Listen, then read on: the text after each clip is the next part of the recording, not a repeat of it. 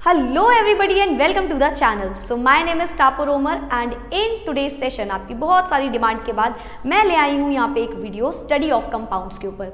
Study of compounds का first chapter that is HCl आज हम समझेंगे सिर्फ 15 से 20 मिनट के अंदर। Yes you heard me right actually. So start करते हैं। पूरा तरीके से मैंने यहाँ पे प्रिपरेशन कर ली है एंड अब मैं आपको समझाती हूँ।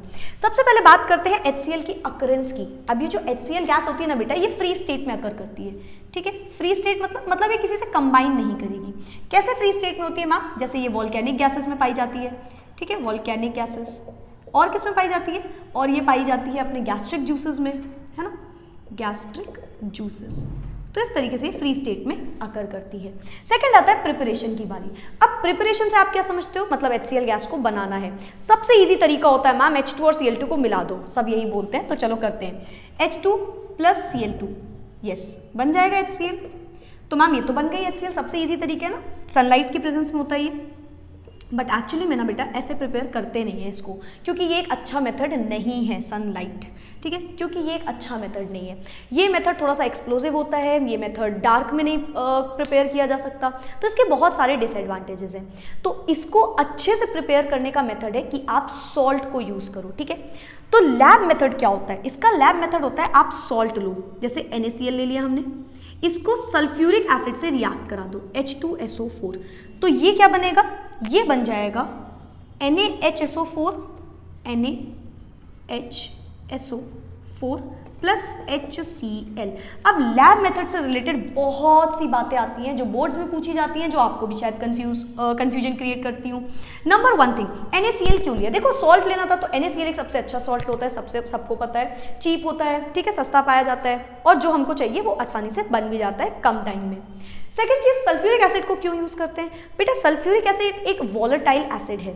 ठीक है, सॉरी नॉन वॉलेटाइल एसिड है। वॉलेटाइल मतलब जो वेपर्स में कन्वर्ट हो जाए, और सल्फ्यूरिक एसिड नॉन वॉलेटाइल है, मतलब ये खुद वेपर्स में कन्वर्ट नहीं होता है।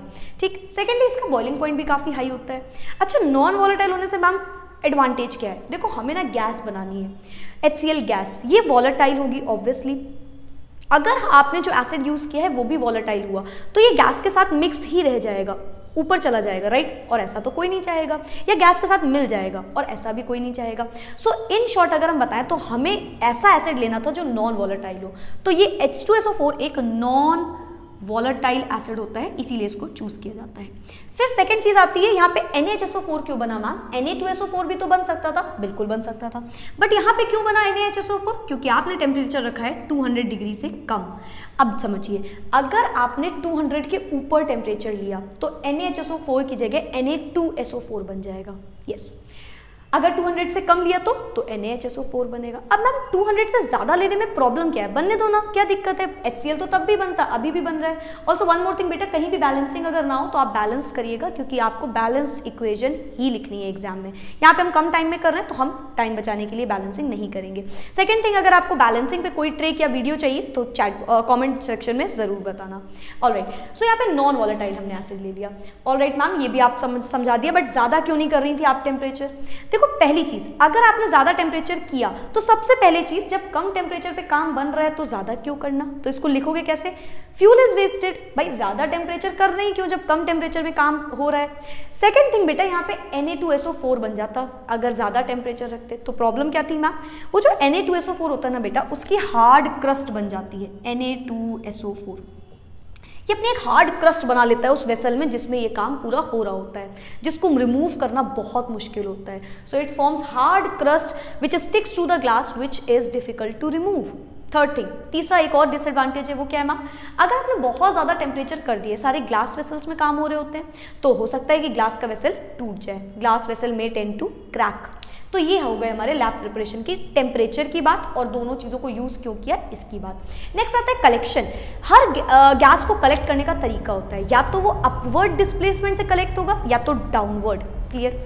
अब आप जब HCl और अमोनिया पढ़ते हो ना तो अपवर्ड डिस्प्लेसमेंट ऑफ एयर या फिर डाउनवर्ड डिस्प्लेसमेंट ऑफ एयर बोलते हो, बाकी सब में आप वाटर ले सकते हो। ठीक है, फिलहाल कलेक्शन की अगर बात करें तो HCl और एयर से कलेक्शन किया जाएगा इसका। तो HCl को कैसे कलेक्ट करें? अपवर्ड डिस्प्लेसमेंट ऑफ एयर या डाउनवर्ड डिस्प्लेसमेंट ऑफ एयर? अब ये अपवर्ड और डाउनवर्ड है क्या? मैं बोल रही हूँ कोई चीज़ ऊपर जा रही है तो दूसरी चीज़ नीचे आएगी, है ना? थोड़ा सा एक लॉजिक समझाती हूँ। कोई चीज़ ऊपर जाएगी, हल्की चीज़ ऊपर जाती है ना बेटा, और भारी चीज़ नीचे रह जाती है। यही तो होता है भाई, आप पानी में पत्थर फेंकोगे तो पत्थर अंदर चला जाएगा उस पानी के, है ना, फ्लोट करेगा, ठीक। तो बेसिकली क्यों, एक्चुअली में इसको कलेक्शन किया जाता है by upward displacement of air. Collection होता है by upward displacement of air. अब बहुत लोग सोचेंगे क्यों, और बहुत लोगों को समझ में आ गया होगा जो मैंने एग्जांपल दिया था। एयर जो होती है, क्योंकि ये जो HCl गैस है बेटा, ये 1.28 times, HCl gas is 1.28 times heavier than air. ये HCl ना एयर से भारी होती है, तो एयर के अपवर्ड डिस्प्लेसमेंट से इसको कलेक्ट करोगे। एयर ऊपर चली जाएगी, HCl गैस नीचे रह जाएगी, क्योंकि ये भारी है एयर से। So it is collected by upward displacement of air. Why? Because it is 1.28 times heavier than air. All right, next is identification. पता कैसे करेंगे जो गैस बनी है वो HCl गैस ही है? तो क्या करते हैं इसके लिए, अमोनिया को ले लो, एक ग्लास रॉड में अमोनिया को डिप कर दो, मतलब एक ग्लास रॉड को अमोनिया में डिप कर दो। फिर उसके बाद उस ग्लास रॉड को लेके जाओ HCl गैस के पास, जहां आपने पूरा एपरेटस रखा होगा उसके पास लगा दो जाके। अगर डेंस व्हाइट फ्यूम्स निकल गई अमोनियम क्लोराइड की, तो पता चल जाएगा यहाँ पे अमोनिया गैस है।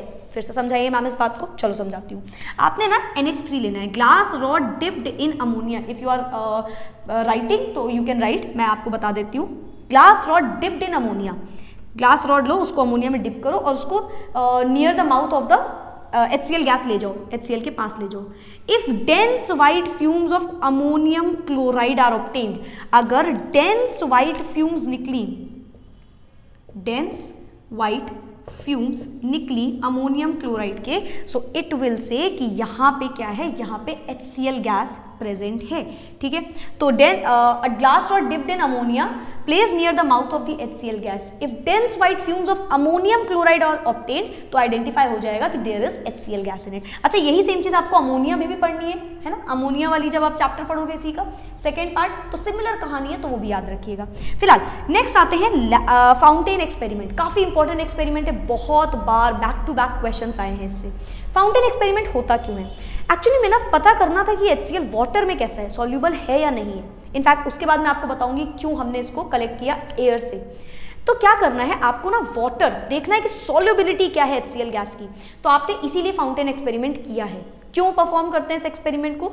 ताकि हम सॉल्युबिलिटी पता कर पाए HCl गैस की, ठीक है, to find the solubility, how much HCl gas is soluble in water, कितना ज़्यादा सॉल्युबल हो सकती है। तो हमने एक फाउंटेन एक्सपेरिमेंट अरेंज किया। इसमें हमने एक ट्रफ लिया, इसमें हमने एक जेट ट्यूब लगा दिया, एक ड्रॉपर लगा दिया, ब्लू कलर का लिटमस सोल्यूशन रख दिया अंदर, और अंदर ड्राई HCl गैस को इसके अंदर भर दिया। फिर क्या हुआ, फिर हमने स्टार्टिंग में ये जो ड्रॉपर है इसको स्क्वीज किया। ड्रॉपर के अंदर पानी था, ड्रॉपर को स्क्वीज किया। स्क्वीज करने पे क्या होगा, पानी अंदर चला जाएगा, है ना। अंदर क्या है, HCl गैस। इस राउंड इन्वर्टेड बॉटम फ्लास्क में HCl गैस है, राइट। ड्रॉपर को दबाया, पानी अंदर गया, पानी और किसके अंदर गया, HCl गैस थी अंदर। तो ड्रॉपर को दबाते ही पानी अंदर एंटर कर गया, अंदर थी HCl गैस।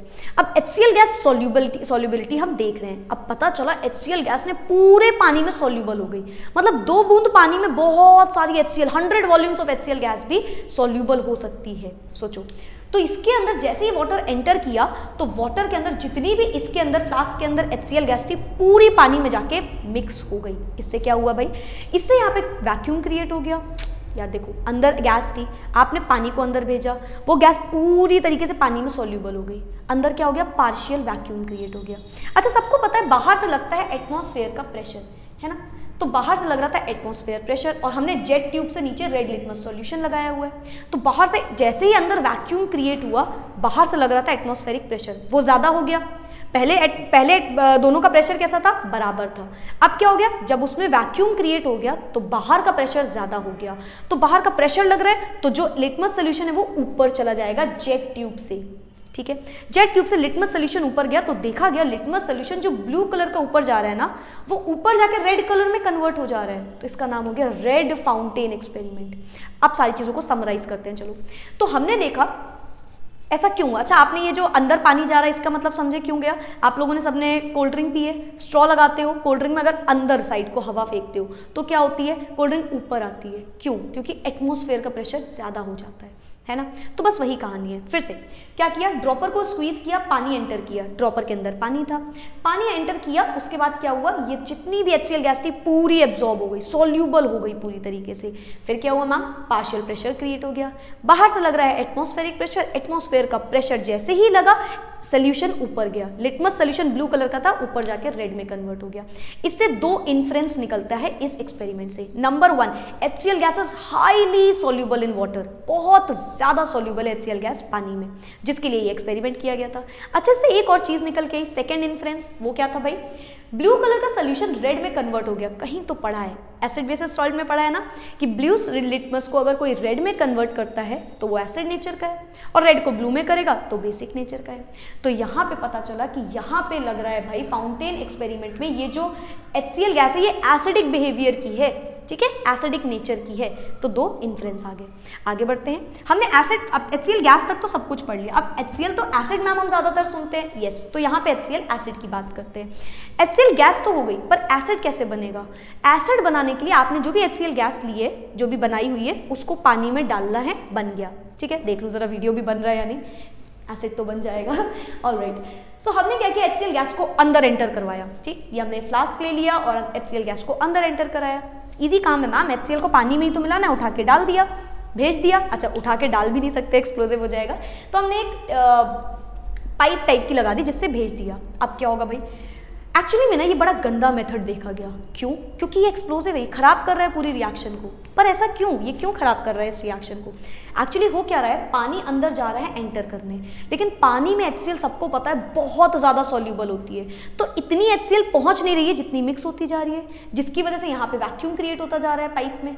फिर क्या होगा भाई, जैसे ही इसमें वैक्यूम क्रिएट होगा, फिर से एटमॉस्फेयर का प्रेशर लगता ही लगता है, तो वो ऊपर जा सकता है, एसिड जो मिक्स हो रहा है नीचे पानी में, और वो जाके पीछे पूरी की पूरी HCl गैस को खराब कर देगा, ठीक, तो सारी कहानी बिगड़ जाएगी। तो यहाँ पे हम करते हैं special funnel arrangement. Clear? Special funnel arrangement में आप एक inverted you can say funnel लगाते हो, राइट। इसमें क्या होता है, अब हमने ना फनल लगा दिया, फनल से क्या हुआ मैम और क्या फायदा हुआ इसका? इसका फायदा ये होता है, यहाँ पे फनल ने सरफेस एरिया को इंक्रीज कर दिया। देखो अभी HCl गैस आ रही है, ये देखो HCl गैस यहाँ से एंटर करेगी यहाँ पे, अब ये यहाँ पे जा सकती है, यहाँ से जा सकती है, यहाँ से सरफेस एरिया बढ़ गया, है ना, आती जा रही, फिर साइड से हर जगह से ज़्यादा HCl गैस सोल्यूबल आराम से आसानी से हो सकती है। तो हमने सरफेस एरिया को बढ़ा दिया।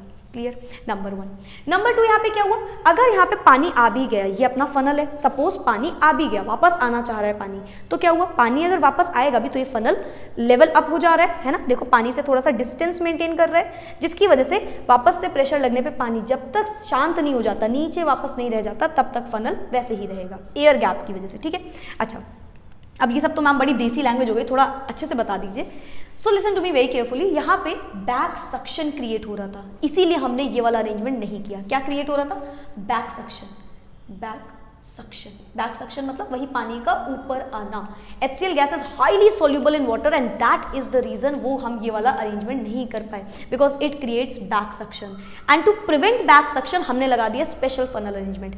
How did it prevent back suction? Number 1, it increases the surface area, ठीक, सरफेस एरिया बढ़ा दिया इसने, ठीक, और स्पेशल फनल अरेंजमेंट से बैक सक्शन को हमने रोक दिया। तो दो एडवांटेजेस होते हैं, it prevents back suction, number 1 it prevents or minimize back suction you can say, and number 2 it increases the surface area। तो absorption जितना हो रहा है उतनी ही गैस आ रही है, फिर गैस ज़्यादा आ गई और absorption रेट बढ़ गया तो प्रॉब्लम हो रही थी, है ना, गैस आ रही है, एब्जॉर्प्शन ज़्यादा होता जा रहा है, गैस कम आ रही है, तो उस वजह से प्रॉब्लम हो रही थी। तो सरफेस एरिया बढ़ा, अभी गैस भी आ रही है बराबर तरीके से वहाँ पे और उतना ही एब्जॉर्ब हो रही है, तो इक्वल कर दिया इसने, इक्वलाइज कर दिया दोनों को।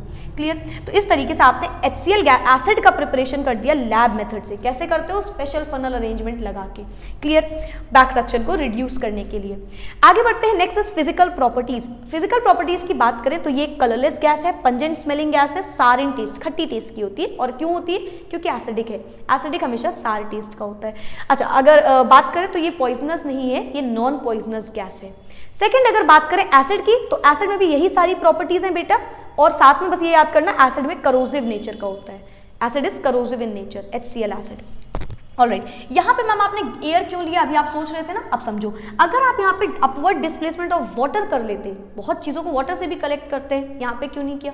HCl gas is highly soluble in water, अगर पानी से करते तो इतनी ज़्यादा सॉल्यूबल हो जाती कि हम HCl गैस को बाहर नहीं निकाल पाते।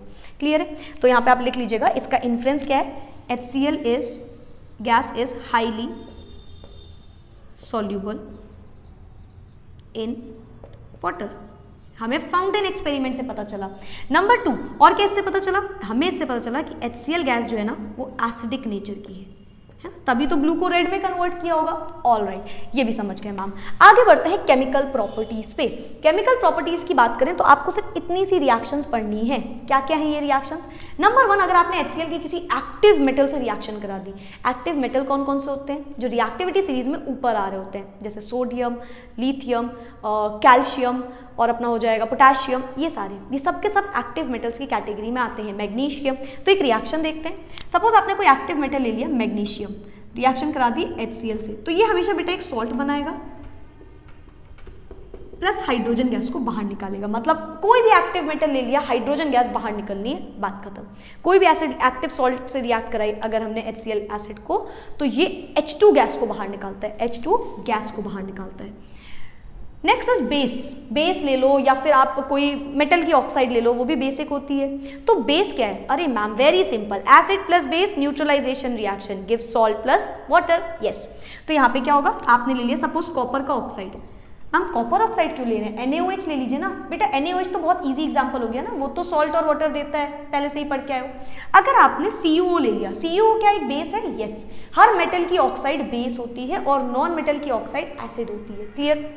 हमने CuO ले लिया प्लस HCl ले लिया, क्या बनेगा भाई? CuCl2 प्लस वाटर, हो गया हमारा काम। अगर आपने कोई मेटालिक कार्बोनेट ले लिया, जैसे कि Na2CO3 कार्बोनेट वाले ग्रुप, एसिड ले लिया, क्या बन जाएगा? सॉल्ट बनेगा, ये मेटल नहीं होगा, सॉल्ट होगा, salt plus water.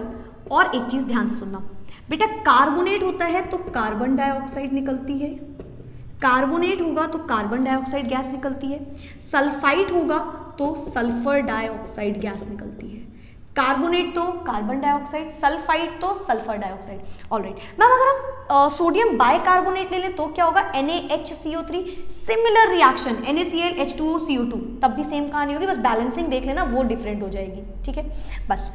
Metallic sulphide की बात करते हैं। मेटालिक सल्फाइड या बाइसल्फाइड एक ही चीज़ है, एक ही रिएक्शन होगी। कोई भी ले लो metal, metallic sulphide is SO3, तो हमने ले लिया Na2SO3 प्लस कर दिया HCl, क्या बनेगा? NaCl plus H2O plus SO2। एक और रिएक्शन, एक और है ना, potassium bisulphide KHSO3, potassium bisulphide. अब क्या होगा? HCl से रिएक्ट करा दो। मैम ने बताया कि चाहे बाय हो चाहे नॉर्मल हो, एक ही काम होने वाला है। ठीक है, तो क्या बन जाएगा? Salt KCl, water H2O plus क्या बनेगा बेटा? Sulphur dioxide. बस बैलेंसिंग में डिफरेंस आएगा, चेक कर लीजिएगा। ऑलराइट, आगे बढ़ते हैं। ये सारी चीजें तो हो गई। मेटालिक सल्फाइड S2- वाला ग्रुप ले लिया, चलो लेते हैं Na2S, मेटालिक सल्फाइड ले लिया, क्या होगा बेटा? मेटालिक सल्फाइड जब आप लोगे तो हाइड्रोजन सल्फाइड बन जाएगा। मेटालिक सल्फाइड लेने पे हमेशा हाइड्रोजन सल्फाइड बनेगा, मेटालिक सल्फाइड लेने पे हमेशा हाइड्रोजन सल्फाइड बनेगा और सॉल्ट बना देना NaCl। ठीक है, फिर आप नाइट्रेट ले लो। ऑलवेज रिमेंबर, नाइट्रेट लेने पे नाइट्रोजन डाइऑक्साइड नहीं बनता है, नाइट्रिक एसिड बन जाता है। एग्जांपल से समझाएं, जैसे सिल्वर नाइट्रेट, आपने ले लिया AgNO3 प्लस HCl, क्या बनेगा? AgCl के प्रेसिपिटेट प्लस HNO3, तो नाइट्रिक एसिड बनेगा नाइट्रेट लेने पे। अच्छा, one more thing, lead nitrate लेते तो भी सेम कहानी होती, PbNO3 whole twice plus HNO3 बन जाता, सिमिलर कहानी। ठीक है, ये व्हाइट कलर के प्रेसिपिटेट निकलते हैं सिल्वर क्लोराइड के, और जो आप वो वाला लेते हैं ना Pb वाला, उसमें भी व्हाइट कलर के प्रेसिपिटेट निकलते हैं। ठीक है, नेक्स्ट बात करते हैं ऑक्सीडाइजिंग एजेंट। HCl गैस बहुत ज्यादा स्ट्रॉन्ग ऑक्सीडाइजिंग एजेंट से रिएक्ट करती है। ठीक है, और रिएक्ट करने पर हमेशा क्लोरीन गैस निकालती है। HCl गैस रिएक्ट करने पर हमेशा क्लोरीन गैस निकालती है। कौन कौन से ऑक्सीडाइजिंग एजेंट मैम? जैसे आप MnO2 ले लो, PbO2 ले लो, Pb3O4 ले लो, KMnO4 ले लो, K2Cr2O7 ले लो, सारे के सारे ऑक्सीडाइजिंग एजेंट है। एक रिएक्शन कर लेते हैं, MnO2 प्लस HCl, क्या बनेगा? यहाँ पे एक सॉल्ट बनेगा Mn और Cl का, manganese chloride MnCl2 plus water बनेगा और प्लस बेटा Cl2 गैस बनेगी, क्लोरीन गैस बनेगी। रिमेंबर दैट ऑक्सीडाइजिंग एजेंट है तो गैस बन जाएगी। थाइनल सल्फेट, मेरा कैमरा चल रहा है, लेट मी सी। ऑलराइट, एक्चुअली स्टोरेज फुल होने वाला है तो आई हैव अ डाउट कि ये कब बंद हो जाएगा अभी। ऑलराइट, थाइनल सल्फेट लेते हैं। ये थाइनल सल्फेट मैम होता क्या है? इट इज बेटा Na2S2O3, Na2S2O3, this is thionyl chloride, Na2S2O3। Thionyl chloride को अगर आपने HCl से रिएक्ट करा दिया ना, बड़ी इंपॉर्टेंट रिएक्शन है एक्चुअली, ये बोर्ड्स में पूछ ली जाती है और बच्चे छोड़ के जाते हैं इसको, पर ये इंपॉर्टेंट है। Na2S2O3 आपने ले लिया और रिएक्शन करा दी HCl से, क्या होगा? 4 प्रोडक्ट्स बनेंगे। एक बनेगा NaCl, एक बनेगा सल्फर डाइऑक्साइड, एक बनेगा वाटर और एक H2O और एक बनेगा बेटा सल्फर के पार्टिकल्स निकलेंगे। ठीक है, सल्फर के प्रेसिपिटेट। आपको पता है ये प्रेसिपिटेट ना येलो कलर के होते हैं, सल्फर के येलो प्रेसिपिटेट। ठीक है, तो थाइनिल क्लोराइड Na2S2O3 अगर आपने रिएक्शन करा दी Na2S2O3 तो उस टाइम पे क्या हो जाएगा? उस टाइम पे ये रिएक्ट करके, just a second marker change कर लूँ, तो उस टाइम पे ये रिएक्ट करके sodium chloride, sulphur dioxide, water और सल्फर बनाता है। सल्फर के प्रेसिपिटेट निकलते हैं which is yellow in colour. Clear? Alright, aqua regia. Aqua regia क्या है बेटा? इसको और एक नाम से बुलाते हो जिसका नाम होता है रॉयल वाटर। राजा महाराजाओं के टाइम का पानी, नहीं वो पीते नहीं थे इसको, royal water. Actually royal water इसको क्यों बोलते हैं? कुछ आपने पढ़े होंगे रिएक्टिविटी सीरीज में मेटल्स जो बिल्कुल भी रिएक्टिव नहीं होते, बड़े बदतमीज टाइप के मेटल्स होते हैं, बेकार मेटल्स है ना, काफ़ी ज़्यादा बेकार वाले, जैसे कि गोल्ड हो गया, सिल्वर हो गया, प्लैटिनम हो गया। सिल्वर भी चलो हो जाता है बाकी कुछ कुछ जगह पे, बट गोल्ड प्लैटिनम कभी भी नहीं होते। तो ये जो गोल्ड प्लैटिनम है ना, इन सबको ये अपने में सॉल्यूबल कर लेता है। Aqua regia, what is aqua regia? इसमें आप 1:3 के रेशियो में 1:3 के रेशियो में HNO3 यानी कि नाइट्रिक एसिड प्लस HCl लेते हो। तो अगर आपने 1:3 के रेशियो में नाइट्रिक एसिड और HCl गैस ले लिया तो आपको मिलता है एक्वा रीजिया 1:3 के रेशियो में। यही है एक्वा रीजिया। अभी एक्वा रीजिया काम क्या करता है, चलो करके देखते हैं क्या करता है। HNO3 बेटा अगर रिएक्ट करता है HCl से तो ये बनाता है nitrosyl chloride NOCl plus H2O और plus nascent chlorine. Nascent chlorine मतलब ना, मतलब फ्रेशली प्रिपेयर्ड क्लोरीन जो सिंगल स्टेट में, नेटिव स्टेट में है, किसी से रिएक्शन नहीं कर रहा, Cl2 के फॉर्म में नहीं है, तो नेसेंट क्लोरीन बना दिया। अब क्या है मैम, इससे क्या मतलब है? देखिए, अगर बेटा आपने HNO3 डाला, HCl डाला, देखो एक स्ट्रॉन्ग एसिड बन गया। HNO3 काफी स्ट्रॉन्ग होता है, HCl भी स्ट्रॉन्ग होता है, दोनों मिलके स्ट्रॉन्गेस्ट एसिड बन गया। अब अगर आपने इसके अंदर, इसी सोल्यूशन के अंदर डाल दिया गोल्ड या प्लैटिनम, वो पूरी तरीके से घुल जाएगा, रिएक्ट हो जाएगा, टूट जाएगा। कैसे, क्यों होता है ऐसा? क्योंकि इसके अंदर प्रोड्यूस होता है नेसेंट क्लोरीन। तो एक्चुअली में जो हम बोल रहे हैं ना, इसके अंदर गोल्ड डालो तो वो पूरी तरीके से खत्म हो सकता है, डिजोल्व हो सकता है, वो नेसेंट क्लोरीन कर रहा होता है काम। तो अगर आपने गोल्ड को डाला तो एक्चुअली इसका नेसेंट क्लोरीन उसको पकड़ लेता है और वो बन जाता है AuCl3। ठीक, बैलेंस कर दीजिएगा। अगर आपने प्लैटिनम लिया, सिमिलर कहानी, 4 टाइम्स ऑफ क्लोरीन मिक्स होगा और PtCl4 बना देगा। तो कुछ इस तरीके से होता है एक्वा रीजिया का काम। अच्छा, एक क्वेश्चन और आता है, अभी मेरे दिमाग में आया, H2SO4 की जगह कैल्शियम ऑक्साइड क्यों नहीं लेते हैं? क्विकलाइन एक अच्छा, वो भी तो ग्रुप है, वो भी नॉन वॉलेटाइल है, ले लो, बट उसको भी नहीं लिया जाता। क्यों? क्योंकि क्विकलाइन बेटा बेसिक नेचर का होता है, ठीक है, वॉलेटाइल होता है, तो क्विकलाइन जो है वो एक अच्छी रिएक्शन नहीं दिखाएगा और यू कैन से क्विकलाइन भी यहाँ पे अच्छी तरीके से वर्क नहीं करेगा। एक क्वेश्चन आता है यहाँ पे ड्राइंग एजेंट किसको, सॉरी यहाँ पे ड्राइंग एजेंट की मैं बात कर रही थी, ड्राइंग एजेंट में किसको लेते हैं? H2SO4 को यहाँ पे ड्राइंग एजेंट भी यूज करते हैं, नोट करिएगा, यहाँ पे ड्राइंग एजेंट भी H2SO4 ही होता है। Drying agent is again H2SO4, why not quicklime? इसका क्वेश्चन मैं आपको बता रही थी, सॉरी। तो क्विकलाइन क्यों नहीं लिया मैम? क्विकलाइन भी तो ड्राइंग एजेंट की तरह होता है, तो एक्चुअली में यहाँ पे क्विकलाइन को यूज ना करके H2SO4 को यूज करते हैं। बट ऐसा क्यों? क्योंकि बेटा अगर आपने H2SO4 लिया और HCl को रिएक्ट करा दिया, H2SO4 को अगर आपने लिया तो ड्राई क्यों कर रहे हैं मैम? क्योंकि जो HCl आया हो सकता है उसमें थोड़ा सा मॉइस्चर प्रेजेंट हो, so that is the reason आप इसको ड्राई करते हो। ड्राइंग एजेंट कौन होगा? H2SO4। बाकी के कोई भी ड्राइंग एजेंट यहाँ पे यूज नहीं होते हैं, ठीक है। लेकिन क्वेश्चन आता है ऐसा क्यों? क्योंकि बेटा अगर आपने क्विकलाइन ले लिया, ये पूछा जाता है डायरेक्टली क्विकलाइन क्यों नहीं लिया, तो CaO अगर आपने यूज कर लिया तो जो अगर CaO एक ड्राइंग एजेंट की तरह यूज किया क्विकलाइन, ये HCl को ड्राई करने जाएगा। सबको पता है कैल्शियम ऑक्साइड मेटल की ऑक्साइड है, यानी कि बेस हो गया, तो ये अपने आप में ही सॉल्ट CaCl2 प्लस वाटर बना लेगा, है ना, विच इज़ वेरी बैड। हमको तो भाई गैस इतनी मुश्किल से हमने बनाई है, HCl गैस, है ना, हमने इसको क्या किया, बेचारे को ड्राई करने की कोशिश करी, उल्टा हमारे पास सॉल्ट बन गया। हमें तो चाहिए ही नहीं था, हमें तो गैस चाहिए थी, है ना। So that is the reason यहाँ पे हमने ड्राइंग एजेंट में भी H2SO4 को ही यूज़ किया है। ये पूरा चैप्टर इतनी सी स्लाइड में जो मैंने लिखा हुआ है इस बोर्ड में, उसके अलावा एक वर्ड भी ऐसा नहीं है जो आपको यू कैन से कि स्किप कर दिया होगा।